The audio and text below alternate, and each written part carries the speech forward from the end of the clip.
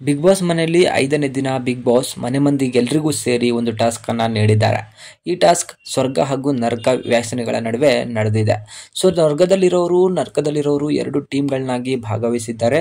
So ಇದರಲ್ಲಿ ಒಟ್ಟು 6 ಜನ ಹೊರಗಡೆ ಉಳಿದಿದ್ರು. ಅದರಲ್ಲಿ ಚೈತ್ರ ಹಾಗೂ ಸುರೇಶ್ ಅವರು ಒಂದು ಟೀಮಿಂದ ಹೊರಗೆ ಉಳಿದಿದ್ರೆ, ಇನ್ನುಳಿದ 4 ಜನ ಜಗದೀಶ್, ಯಮುನಾ, ಹಂಸ ಹಾಗೂ ಐಶು ಈ ಟೀಮಿಂದ ಹೊರಗಡೆ ಉಳಿದಿದ್ರು.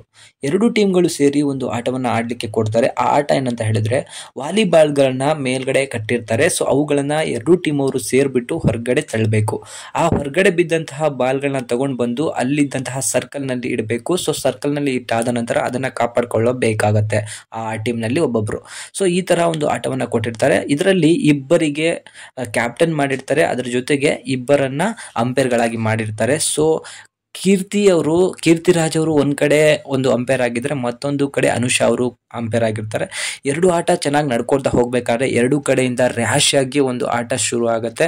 ಹಾಗೆ ಶಿಶಿರ್ ಅವರ ಜೊತೆಗೆ ಮಂಜು ಅವರು ಸಿಕ್ಕಾಪಟ್ಟೆ ರ್ಯಾಶ್ ಆಗಿ ಆಡ್ತಾರೆ. ಅವರ ಎದೆಗೆ ಕೂಡ ಪೆಟ್ಟು ಬೀಳತ್ತೆ. ಸೊ ಶಿಶಿರ್ ಅವರು ಅಸ್ವಸ್ಥರಾಗಿದ್ದಾರೆ. ಸೊ ಸೀರಿಯಸ್ ಆಗಿರ್ಬೋದು, ಯಾಕಂದ್ರೆ ಎದೆಗೆ ಸರಿಯಾದ ಪೆಟ್ಟು ಬಿದ್ದಿರ್ತದೆ, ತುಂಬಾ ಸುಸ್ತಾಗಿದ್ದಾರೆ. ಅಷ್ಟೇ ಅಲ್ಲದೆ ಮಾನಸ ಅವರ ಮೇಲೂ ಕೂಡ 3 ಜನ ಹತ್ಕೊಂಡು ಕುತ್ಕೋತಾರೆ. ಸೊ ಸ್ವರ್ಗ ನಿವಾಸಿಗಳು, ಇದರಿಂದ ಮಾನಸ ಅವರಿಗೂ ಪೆಟ್ಟಾಗಿದೆ. ಸೊ ಭವ್ಯ ಅವರು ಆಟ ಅಂತ ಬಂದ್ರೆ ಮಾನವೀಯತೆಯನ್ನ ಮರೀತಾರೆ. ಹಾಗೆ ಯಾವುದೇ ಕಂಟೆಸ್ಟೆಂಟ್ ಬಗ್ಗೆನೂ ಯೋಚನೆ ಮಾಡೋದಿಲ್ಲ, ಅವರು ಎರಾಬೇರಿ ಆಡ್ಲಿಕ್ಕೆ ಹೋಗ್ತಾರೆ.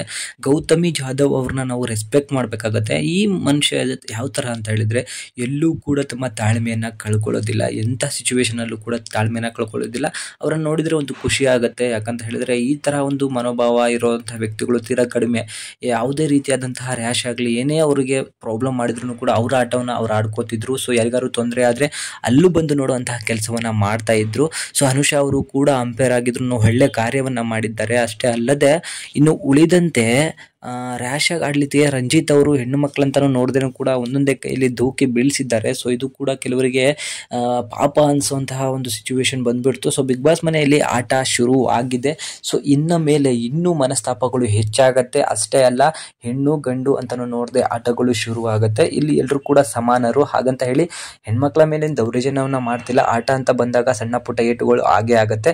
ಸೊ ನಿಮ್ಮ ಫೇವ್ರೆಟ್ ತಂಡ ಯಾವುದು ಗೆಲ್ಲಬೇಕಿತ್ತು ಅಂತ ಹೇಳಿ ನೀವು ಕಮೆಂಟ್ ಮೂಲಕ ತಿಳಿಸಿ. Thank you.